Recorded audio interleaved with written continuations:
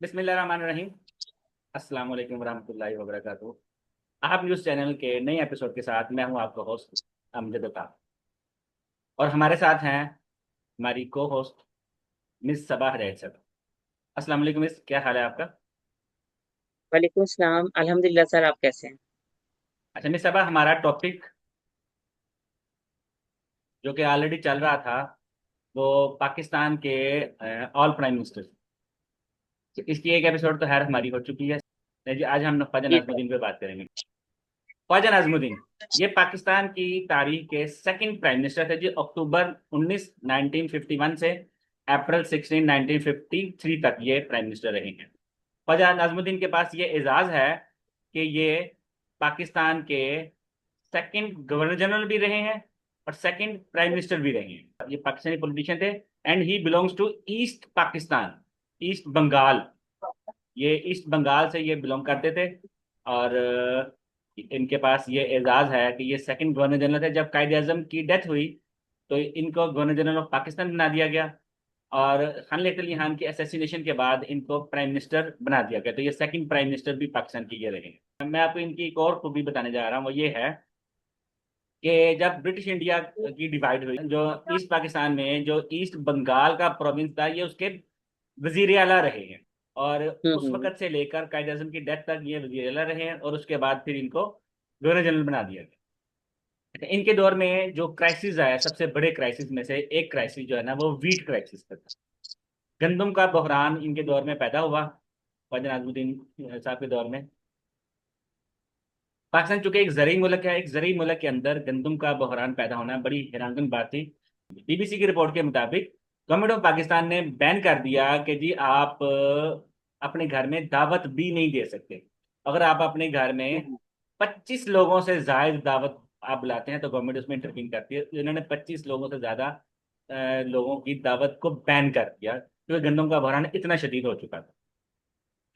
जैसे कि हमने शुरू में देखा कि जी पाकिस्तान एक ज़रूरी मुल्क है, और ये जो खित्ता है ये कई सदियों से नहीं, कई हजार साल की हिस्ट्री देखेंगे तो ये जो है ज़रूरी एरिया है। और यह आगे जो है ना, ये कुछ हिस्ट्री है जो जो 1960s में भी इस तरह की चीज़ें आई, 1970s में भी आई। ये जब हम 1960s या 70s का टेन्योर पढ़ेंगे डेफिनेटली हम उसमें जिक्र करेंगे इसके बारे में। मोहम्मद अली बोगरा साहब का भी जिक्र है जो कि हम इसके बाद करेंगे। लेकिन इस वक्त जो है ना, मैं आपको ये बताना चाहता हूँ, कायद आज़म के बाद खान अली खान को कायद मिल्लत कहा जाता था।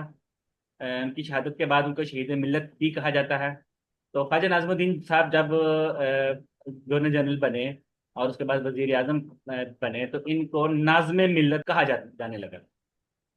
जब गंदम का बहरान आया तो कुछ लोगों ने इनको नाज़्म किल्लत का वर्ड भी इस्तेमाल किया। बल्कि एक ब्रिगेडियर साहब है, उन्होंने अपनी किताब में इनको हाजमुद्दीन कह के भी लिखा है कि जी इनके साथ ने इस तरह के वर्ड अटैच किए हैं। बहरहाल इन लोगों की अपनी राय है। लेकिन इसमें कोई शक नहीं कि एक वीट क्राइसिस इनके टेन्योर में आया। लेकिन बहसीयत ये ख्वाजा नाज़मुद्दीन एक वेरी हम्बल पर्सन थे, बहुत जेंटलमैन इंसान थे।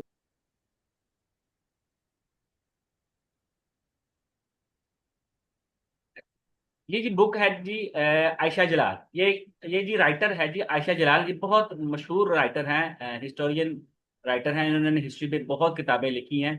इनकी किताब द सोल स्पोक्समैन जो है ना, Jinnah the Muslim League and the demand for Pakistan, इनके अंदर जो है इन्होंने ख्वाजा नाज़मुद्दीन साहब की बहुत तारीफ की है। और इन्होंने कुछ रीजंस भी बताई हैं कि इनकी हुकूमत को क्यों डिसमिस किया गया। ये बताती हैं जी कि वो ये बहुत हम्बल पर्सन थे, बहुत तहम्मुल मिजाज ये पर्सन थे कि इन्होंने he refuse to declare war. कुछ सिचुएशन ये बनी, ये उस जमाने में इन्होंने लिखा था कि इनके कुछ इख्तलाफात हो गए उस वक्त गवर्नर जनरल मतलब गुलाम मोहम्मद से। सिकंदर मिर्जा जो कि बहुत इंपॉर्टेंट पर्सनैलिटी थे और वो बहुत इंपॉर्टेंट सीट्स पे बैठे हुए थे, और उसके बाद अयूब खान जो कि उस वक्त कमांडर इन चीफ थे, इनके साथ इख्तलाफात हो गए। वो चाहते थे कि जी बजट बढ़ाया जाए और इसके लिए ना वॉर डिक्लेयर की जाए। इन्होंने चूंकि दोनों चीज़ों के लिए रिफ्यूज कर दिया, जिसकी वजह से इनके इख्तलाफात जो है ना बहुत ज़्यादा हो गए। हम्म। और उस वक्त के गवर्नर जनरल मतलब गुलाम मोहम्मद साहब इनके साथ ना बहुत बुरा सलूक किया करते थे। तो इन्होंने बाकायदा एक दिन उनसे कहा कि जी मैं भी गवर्नर जनरल रहा हूँ खान अली खान के दौर में, तो मैंने तो उनके साथ कभी ऐसा सलूक नहीं किया। तो मतलब गुलाम मोहम्मद साहब ने इनको कहा कि जी ख्वाजा साहब याद रखिए, ना आप लियाकत अली खान हैं और ना मैं ख्वाजा नाज़मुद्दीन। पाकिस्तान के दो बड़े ओहदों पर रहने के बावजूद जब इनको इनके ओहदे से हटाया गया तो ये लग्जरी लाइफ नहीं गुजार रहे थे। ये बहुत सिंपल सी लाइफ इन्होंने गुजारी है। इनके पास कराची में अपना घर तक नहीं था, तो ये रेंट पे घर लेने के लिए गए हैं। तो आदमजीत जूट मिल जो कि जो मालिक हैं उन्होंने इनको अपना घर दे दिया। ये वहां पर रहे हैं और इनके पास टेलीफोन तक की फैसिलिटी नहीं थी।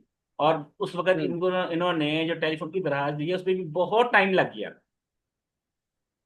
कुछ अर्सा ये यहाँ पर इन्होंने क्याम किया कराची, इसके बाद ये यहाँ से शिफ्ट हो गए हैं और ये वापस चले गए ढाका, क्योंकि ये बंगाली थे हम्म। इसलिए ये वहां पर वापस चले गए। ये पाकिस्तान और कायद के इतने लॉयल थे कि कायद की डेथ के बाद जो है ख्वाजा नाजमुद्दीन ये उनकी बहन फातिमा जिन्ना के सपोर्टर रहे हैं। यहाँ तक कि जो प्रेसिडेंशियल इलेक्शन था फातिमा जिन्ना वर्सेस अयूब खान, आपको पता है कि हम्म। उसमें पंजाब और सिंध के जो वडेरे थे उन्होंने अयूब खान साहब की सपोर्ट की है।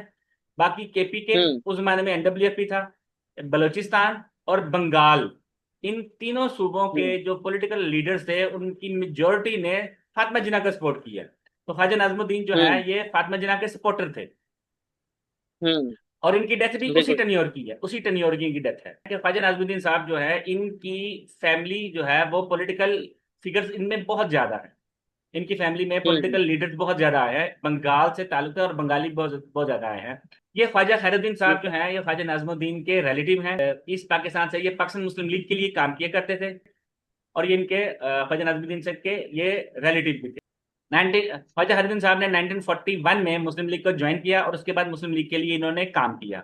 मैं यहाँ पर हम्म। आपको जो इम्पोर्टेंट बात बताने लगा हूँ वो ये है कि 1970 पाकिस्तान की हिस्ट्री के पहले जनरल इलेक्शन, उसमें ख्वाजा खैरुद्दीन साहब ने ईस्ट पाकिस्तान से पाकिस्तान मुस्लिम लीग के टिकट पे इलेक्शन कंटेस्ट किया और ये शेख मुजीबुर रहमान के मद्दे मुकाबले थे।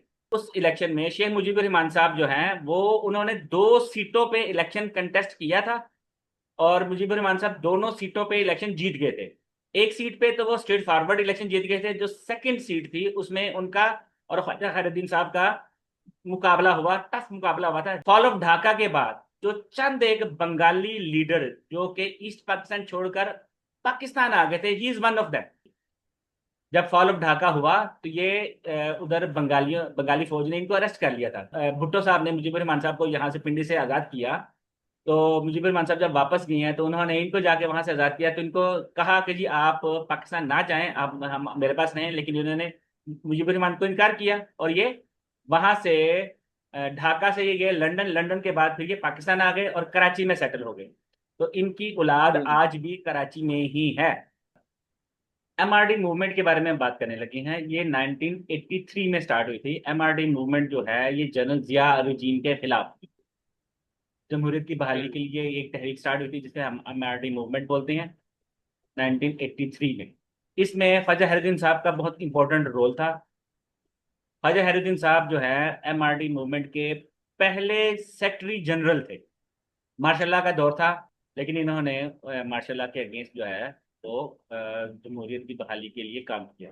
लेकिन जो बात मैं बड़ी इंपॉर्टेंट बताने जा रहा हूँ वो ये है, पाकिस्तान में ये कहा जाता है कि जनरल जिया साहब का जो इरा था, जनरल जिया रजीम, वो अमेरिकन सपोर्टर बेस्ड थी। जनरल जिया साहब को अमेरिका की सपोर्ट थी, इसकी वजह से ना उन्होंने इतनी देर तक यहाँ पर काम किया। लेकिन बताना ये था कि पाकिस्तान में सिर्फ हुकूमतों को ही अमेरिका जो है वो सपोर्ट नहीं करता रहा, बल्कि ओपोजिशन को भी अमेरिका ही सपोर्ट करता रहा है। उसकी सबसे बड़ी एग्जाम्पल वो ये है कि एमआरडी मूवमेंट में, एमआरडी मूवमेंट जब ये चली इसमें सबसे बड़ी जो पार्टी थी वो पाकिस्तान पीपल्स पार्टी थी। लेकिन इन्होंने एक बाकायदा पहले खत लिखा उस वक्त के अमेरिकन प्रेसिडेंट को कि जी आप हमें जमहूरियत को बहाल करने की जो ये जो हम मूवमेंट चलाने जा रहे हैं इसको सपोर्ट करें। और उसमें तमाम जो लीडरान थे इस मूवमेंट के, बड़ी बड़ी जितनी भी पार्टीज के लीडरान थे, सबके सिग्नेचर थे। और ये बात मुझे ख्वाजा खैरुद्दीन साहब के साहबजादे ने मुझे बताई। और वो साहबजादे कौन है मिस साहबा, ये तो आप भी जानती हैं। इनके साहबजादे का मैं अभी जिक्र ठीक करने है। लगा हूँ, प्रोफेसर डॉक्टर ख्वाजा अलकमा साहब। He is one of the greatest social scientist in Pakistan. आप जानती हैं कि 90s के बिल्कुल शुरू में इन्होंने यूके से पीएचडी कंप्लीट की थी और पाकिस्तान की बहुत बड़ी बड़ी यूनिवर्सिटीज में बहुत बड़े बड़े ओहदों पर इन्होंने काम किया। दो मुल्कों में पाकिस्तान के एम्बेसडर के तौर पर इन्होंने परफॉर्म किया। एक यमन और दूसरा जिबूती।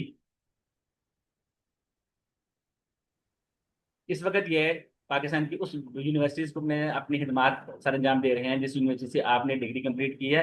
इवन ये आपके सुपरवाइजर रहे हैं रिसर्च में।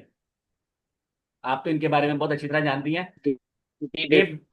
ये बाकायदा ये बात मुझे डॉक्टर साहब ने खुद बताई है कि पाकिस्तान में नॉर्मली हुकूमतों के पर ये इल्ज़ाम लगाया जाता है कि जी वो अमेरिकन सपोर्टर हैं होती हैं या अमेरिका को सपोर्ट अमेरिका की सपोर्ट से ही आती हैं, लेकिन पाकिस्तान में जो ऑपोजिशन होती हैं वो भी अमेरिका की ही सपोर्ट को वो डिमांड कर रही होती हैं। तो करंटली ये इस वक्त मिनहाज यूनिवर्सिटी में ये पढ़ा रहे हैं।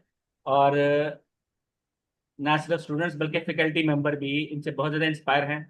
और आपने बहुत कम अपनी जिंदगी में इतने लिटरेरी पर्सन को देखा होगा जिनकी एग्जैक्टली। हिस्ट्री पर ग्रिप इतनी स्ट्रांग है और इंटरनेशनल रिलेशंस पे इनकी ग्रिप इतनी स्ट्रांग है कि आई थिंक पाकिस्तान में इस लेवल पे बहुत कम लोग होंगे जो इस लेवल पे काम करते हो।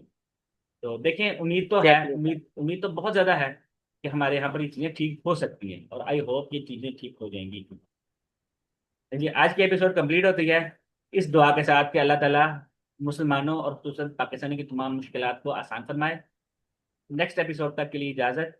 पाकिस्तान जिंदाबाद।